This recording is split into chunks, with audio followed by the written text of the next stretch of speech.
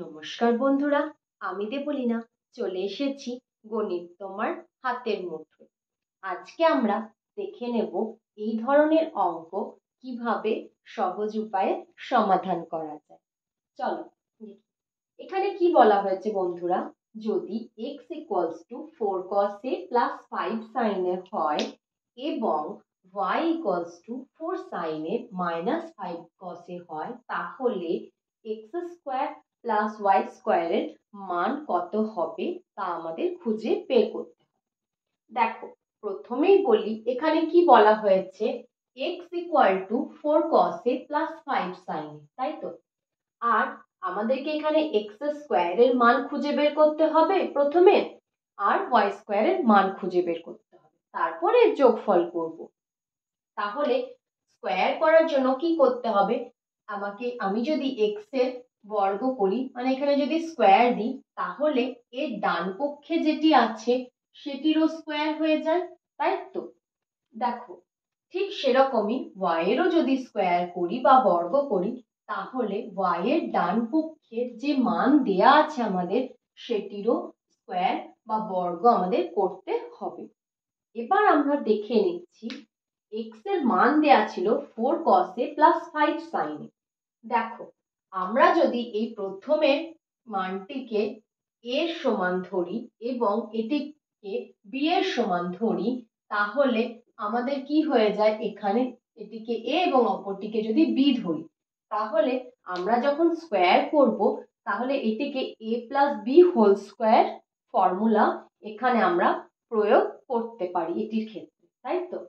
ঠিক আছে, চলো এভাবেই দেখে নিই। তাহলে x² এর মান আমাদের কি আসছে, যদি এটি a + b হোল স্কয়ার এর ফর্মুলা বা সূত্র এটিতে আমরা অ্যাপ্লাই করি, তাহলে কি হয়ে যাবে, a² মানে 4 cos a এর whole square plus 5 sin a এর হোল স্কয়ার, তাই তো। a² + b² + 2ab, তাহলে এখানে 2 লিখলাম, a মানে হয়ে গেল এখানে 4 cos a, তাই তো। b এর মান হয়ে যাচ্ছে 5 sin a, তাই তো বন্ধুরা। আচ্ছা এবার দেখো আমি তাহলে এর মান কি বের করে নিতে পারবো, 4 এর স্কয়ার হলে হয়ে যায় 16, তাই তো। 16 cos square a, 5 এর স্কয়ার হয়ে যায় 25 sin square a, তাই তো। 2 4 are 8 প্লাস 5 কত হয়ে গেল 40, তাহলে এখানে হয়ে গেল 40 cos a গুণ sin a, তাই তো। এবার দেখে নেব y² এর মান কি আসছে, এটা হয়ে গেছিল x²। আচ্ছা y² কি হয়ে যাবে দেখে নি, চলো y² এর তাই আছে 4 sin, আচ্ছা এখানে আছে মাইনাস, তাই না, এখানে কিন্তু মাইনাস আছে, তাহলে হয়ে গেল দেখো 4 sin a, তাই তো, এর হোল স্কয়ার। এখানে আমরা কি ফর্মুলা ব্যবহার করব, এখানে আমরা a - b whole square formula প্রয়োগ করব, তাই তো এটির ক্ষেত্রে। তাহলে a² + b², b হয়ে গেল 5 cos a এর হোল স্কয়ার, যেহেতু মাইনাস আছে তাহলে কি হয়ে যায় বন্ধুরা, -2ab, তাহলে এখানে 2 × 4 sin a × 5 cos a, তাই তো, এটি হয়ে গেল। আচ্ছা এবার দেখে নি কি আসছে, 4 এর স্কয়ার করলে আসে 16 sin square a plus 25 cos square a, তাই তো। আচ্ছা এখানে মাইনাস ছিল, মাইনাস লিখে দিলাম। এবার দেখো 2 4 are 8 5 are 40, মানে এখানে 2 4 8 5 40 হয়ে গেল, তাই তো। আর এখানে আমি লিখে দিলাম 40 sin a cos a, ঠিক আছে। এবার আমরা কি করব, যেহেতু আমাদের x² এরও মান বেরিয়ে গেছে এবং y² এরও মান আমরা পেয়ে গেছি, এবার আমি এই দুটিকে যোগ করে দেব, তাই তো।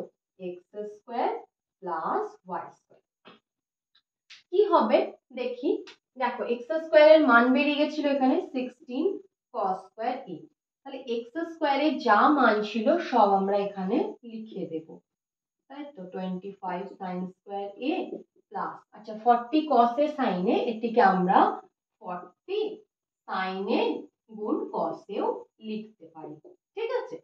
আচ্ছা এবার কি আছে y², তাই তো, তাহলে y² এর মান যেটা এসেছে সেটা লিখে দিই, প্লাস প্লাস ছিল তাই প্লাস দিয়েছি, 16 সাইন স্কোয়ার এ প্লাস 25 কস স্কোয়ার এ মাইনাস 40 সাইন এ গুণ কস এ। ঠিক আছে, ব্যাস। এবার দেখো, এবার আমরা কি করব, এই উপরের এই অংশটুকু আমরা মুছে দিচ্ছি। ঠিক আছে, আশা করি তোমাদের হয়ে গেছে এটি লেখা।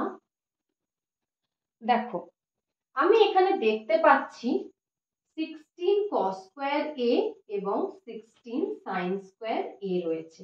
তাহলে এই দুটি মান থেকে আমি কি করব, 16 কমন নিয়ে নেব, তাই তো? তাহলে এখানে পড়ে রইল cos square a plus sin square a, তাই না? আবার দেখো এখানে কি আছে, 25 sin স্কয়ার a আর এখানে আছে 25 cos স্কয়ার। ঠিক সেরকমই আমি এখান থেকে 25 কি করব, কমন নিয়ে নেব, তাই তো? তাহলে এখানে হয়ে গেল sin square a plus cos square a, তাই তো? আচ্ছা, আর এটির ক্ষেত্রে দেখো plus 40 sin a multiply cos a আর এখানে আছে minus 40 sin a cos a। দুটো মানই সমান, একটি ধনাত্মক একটি ঋণাত্মক। তাহলে কি হয়ে গেল, এই দুটি ক্যান্সেল হয়ে গেল। ঠিক আছে, তাহলে এখানে আমরা কি লিখবো, 16, যেহেতু cos square a plus sin square এর মান কত হয়, 1, তাহলে আমি এখানে গুণ 1 লিখে দেব, প্লাস 25, এখানেও তাই, cos square a plus sin square a কত হয়ে যাবে, 1। তাহলে দেখো আমার মান কত এলো, 16 প্লাস 25 মানে 41। এটি হয়ে গেল আমার অ্যান্সার। ঠিক আছে, আশা করি তোমরা সবাই ভালোভাবে বুঝতে পেরেছো। ধন্যবাদ।